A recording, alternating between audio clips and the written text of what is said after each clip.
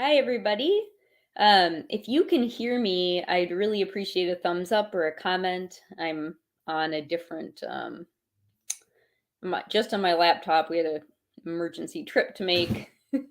So I don't have my usual mic. So, and if you can't hear me, well, I suppose hopefully you'll let me know. Anyway, this week is like National Pet Sitters Week, I believe. And so we wanted to talk a little bit about what to think about if you're trying to find a pet sitter or some way, to board or otherwise have your dog cared for if you want to travel away from home without them. Now, I know that if you have a sensitive dog, fearful, reactive, aggressive, that this is no trivial thing. It often can feel like you just can't leave, right? You can't go anywhere. So let's talk about how to tackle this problem. Oh, if you have any questions as we go through this, just go ahead and post them under the video. All right, so here's what we're talking about today. We're going to talk about how to identify what your options are for getting your dog care while you're away and what resources you can look to, how to determine what you need in a pet sitter facility, and then how to get started developing a plan to help your dog be actually comfortable with a pet sitter or boarding facility. All right, so what resources do you have available to you? So your trainer is a great place to start. Hopefully, you're working with a positive reinforcement trainer who can help you develop your training plans to introduce your dog to either the pet sitter or the facility they'll be staying at, and make sure everyone's safe and that the situation isn't too stressful for your dog. Your trainer might also be able to provide referrals for pet sitters if they've been in an area a while. They will often have some personal knowledge of the local pet sitters. And once you actually have identified a pet sitter or a facility you're going to use, you can rely on your trainer to guide you through those first interactions. So, to maximize the chances that your dog will have a positive experience. You also have, as a resource to you, your vet or a veterinary behaviorist if you're working with one, or if not, you could start. Many of our very fearful and sensitive dogs um, do benefit from anti anxiety medications, and there are some situational medications that might be helpful when you are first introducing a pet sitter or a boarding facility. All right, what are your options? You're thinking about who can care for my dog while I'm traveling or away from home. Having a pet sitter who can come stay at your home with your dog can be a great option. Dog gets to stay in a familiar environment. There are also some great pet sitters who host dogs in their own homes. And so the dog still gets to stay in a home environment. And then, of course, there are also commercial boarding kennels. Um, that's just what they do is that they provide boarding, kind of a doggy hotel. And then some veterinary clinics also offer short-term boarding. They have kennels that dogs can stay in overnight or for a few days. All right, so those are some things to think about, some resources to start with. Now, you need to think about what you need and what your dog needs to make this work. You're going to be starting with a list that there might be some guesses in there if you've never done this before with your dog, but it's good to start with a sort of list of potentials anyway. What do I really need to make this work for my dog? So, one thing to think about is your dog going to do better or worse if they are at home? If you've got a really fearful dog who kind of has a safe zone that is mostly where they live at your house, um, they're not yet really comfortable in the big wide world, then it might be a much kinder option to have someone just come to your home and care for them so they don't have to leave the area where they feel safe. Now, there are other dogs, of course, who actually do better other places, right? They do poorly with strangers coming into their own home, but they do better elsewhere. Can your dog be around other dogs or cats? This is more of a consideration if you're looking at pet sitters who do in-home boarding, so they'll take your dog to their house, um, or looking at boarding kennels. There are going to be other animals most of the time. So, do you need a place that there aren't going to be other dogs, or your dog can be separated from them? Do you need care overnight? This actually can be a big sticking point. Obviously, boarding kennels provide overnight care. The dogs stay overnight. Um, but it sometimes can be difficult to find a good pet sitter who is available to stay at your home overnight.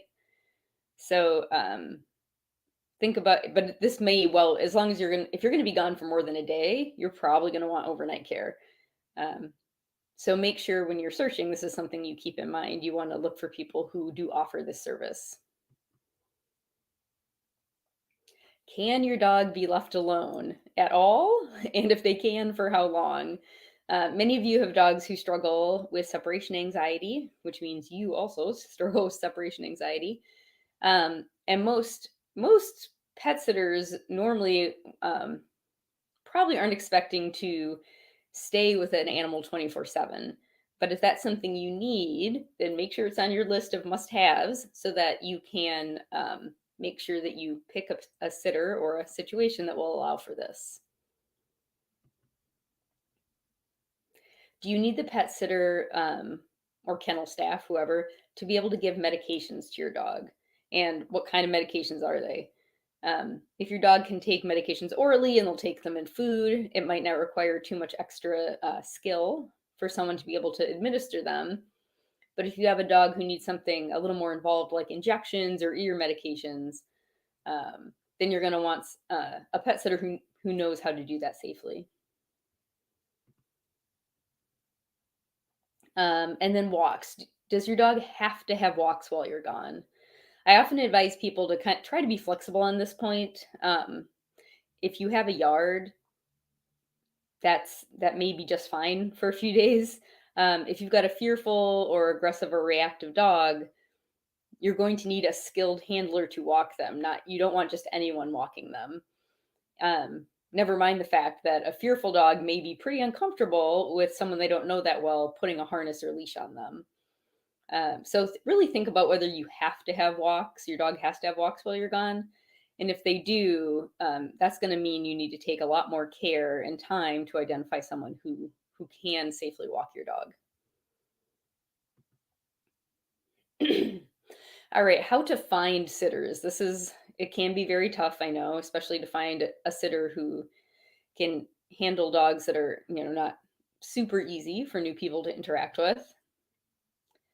A lot of times, the easiest option is to try to convince a friend or family member who the dog already knows and is somewhat comfortable with to provide some pet sitting. Offer some incentive. Maybe um, you can load up your house with wine and chocolate or something before you head out, so that there's some reward in it for your family member. Your local positive reinforcement trainers could be a good source of recommendations for pet sitters. If you have friends who have dogs with similar issues, who need a sort of more consideration when trying to pair them with a pet sitter, they might have some good suggestions, people that they like. Sometimes local dog groups, like on social media or even at the local dog park or something, might have good suggestions. You'll just have to vet those because they could be all over the place. But you could definitely look on social media or at a local training club, something like that. And then Fear Free somewhat recently developed a program, educational program and certification for pet sitters.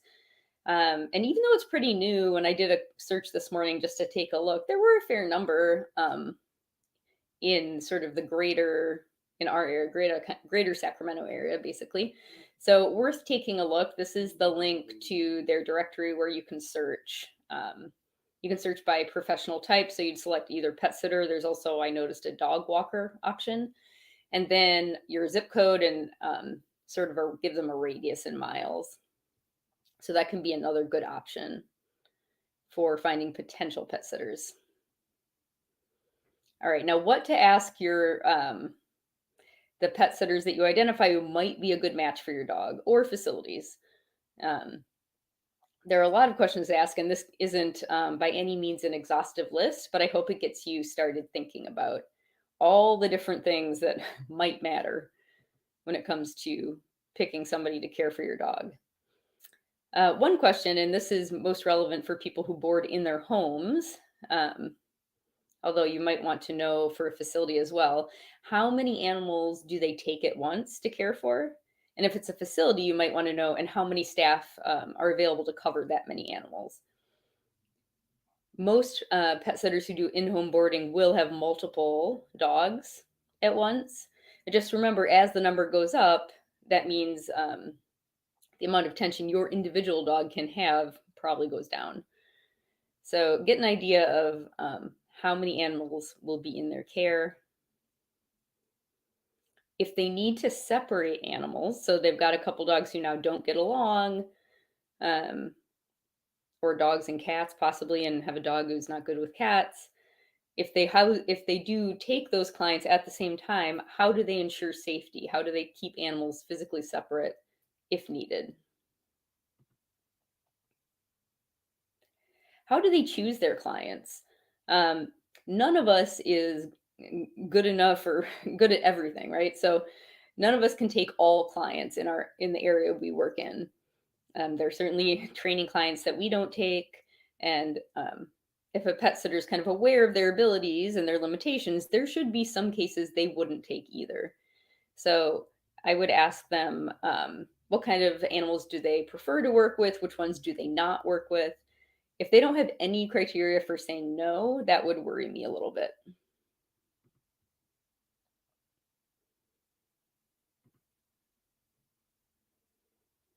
How much time will my dog spend alone?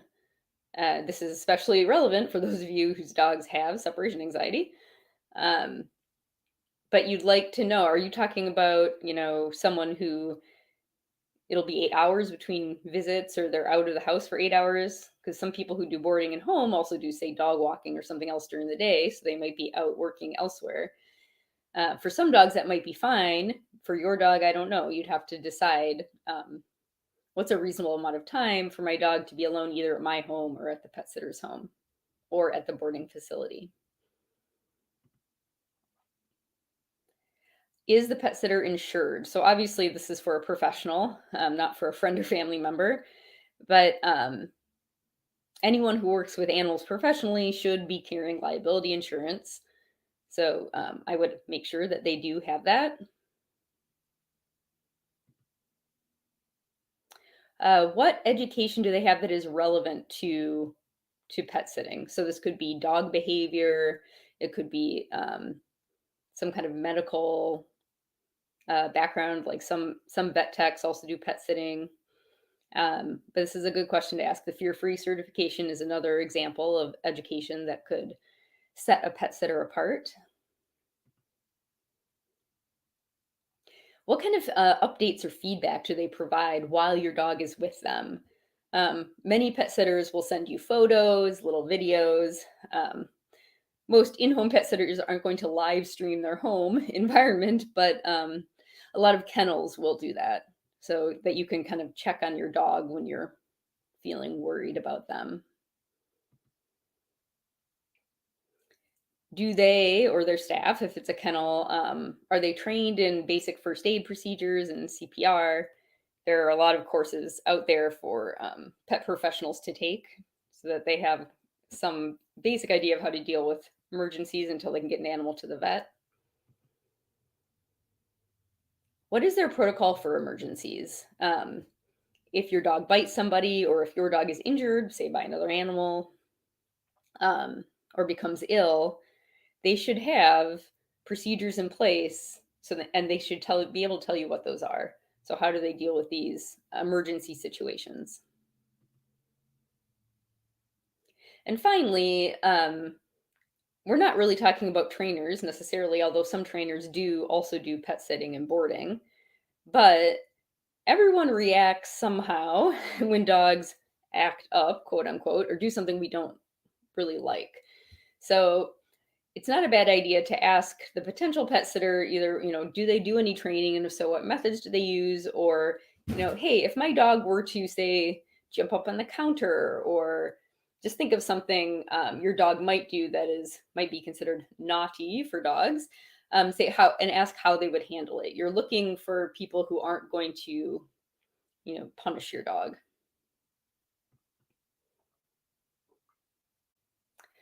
All right. I want to talk a little, just briefly, about some behaviors that you may be able to train at home with the help of your trainer that could make a stay with a pet sitter or pet sitter being at your home go a bit more smoothly.